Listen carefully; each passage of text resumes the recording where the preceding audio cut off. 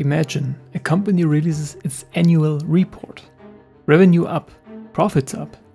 Investors celebrate. The stock jumps. Then you read the footnotes.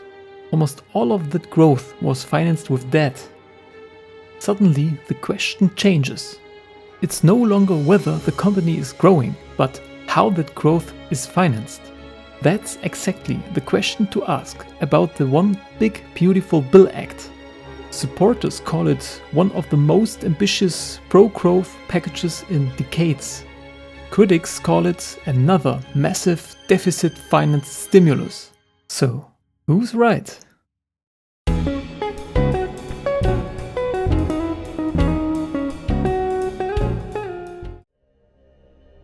The bill has several major objectives. Lower taxes, encourage investment, boost businesses' activity, create jobs, strengthen American competitiveness. On paper, attractive goals, lower taxes, generally raise incentives to invest and produce, and even many Austrian economics agree. So, where does the criticism begin? Not with the goals, but with how they are financed. Because taxes go down while government spending stays extraordinarily high. That creates larger deficits. And larger deficits require one thing: more debt. One simple question. Can governments create prosperity simply by borrowing money? Not money, not credit, not treasury bonds, actual wealth. Can debt build factories, invent medicines, write software, create skilled workers? Of course not. Money is a tool. Wealth comes from production. Productivity, innovation, entrepreneurship. This is exactly where the Austrian economics begins.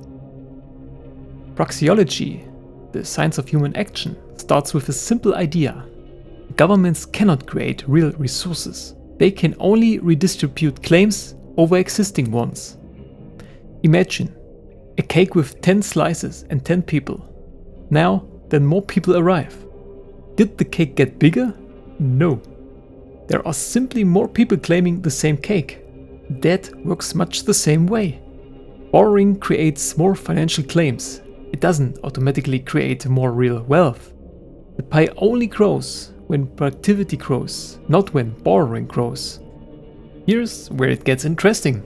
Austrian business cycle theory doesn't say these policies fail immediately. Quite the opposite. It predicts they often look incredibly successful at first. Government spending rises, investment increases, employment improves, stocks climb, confidence grows. Politicians point the numbers. See, it's working. And that is exactly why these policies become popular. But according to Hayek and Mises, something important happens beneath the surface. Entrepreneurs decide based on market signals, interest rates, prices, expected profits. Those signals tell them where capital is actually needed. But if deficits keep expanding and credit stays artificially abundant, the signals get distorted. Businesses invest in projects that only look profitable under those temporary conditions. The Austrian school calls this malinvestment. The boom feels real, but parts of it are built on false signals. Imagine the government heavily subsidized factory construction. New factories appear everywhere, construction firms hire thousands, banks issue loans, GDP rises, everyone celebrates. Now imagine the subsidies disappear, or financing suddenly gets more expensive. Some factories were never economically viable. Projects stop, layoffs begin. The recession didn't create the problem. It simply exposed investments that were never sustainable. Compare this to Argentina's recent approach. Rather than expanding deficits, the government attempting the opposite: cut public spending, reduce subsidies, balance the budget, restore market pricing. The philosophy is fundamentally different.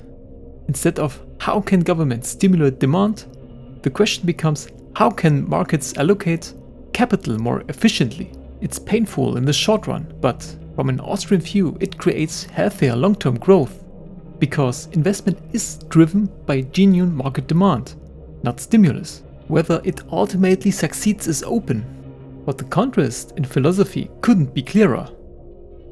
Someone might say, but the US isn't Argentina. Exactly. America enjoys an extraordinary advantage. The dollar is the world's reserve currency. Global investors keep buying US treasuries. American tech attracts enormous international capital. That lets the US finance deficits far longer than almost any other country. But here's the key point. The privilege changes the timing. It doesn't eliminate the cost. The most important question: if today's taxpayers get tax cuts, today's businesses get incentives, today's economy grows faster, who pays? According to the Austrian school, someone always does. First, future taxpayers. That is a future claim on government's revenue. Borrowing today reduces fiscal flexibility tomorrow. Second, future generations. They inherit the debt and decades of interest. Third, the dollar holders worldwide. If persistent deficits erode the dollar's purchasing power, the cost hits foreign central banks, pension funds, investors, anyone holding dollar assets. Reserve status spreads the cost globally. An extraordinary privilege, but not a free lunch. That has a cost. The only question is who pays and when. Ultimately, the debate comes down to two schools. Modern money theory argues a country issuing its own currency can safely run deficits until inflation becomes a real constraint. The Austrian school disagrees.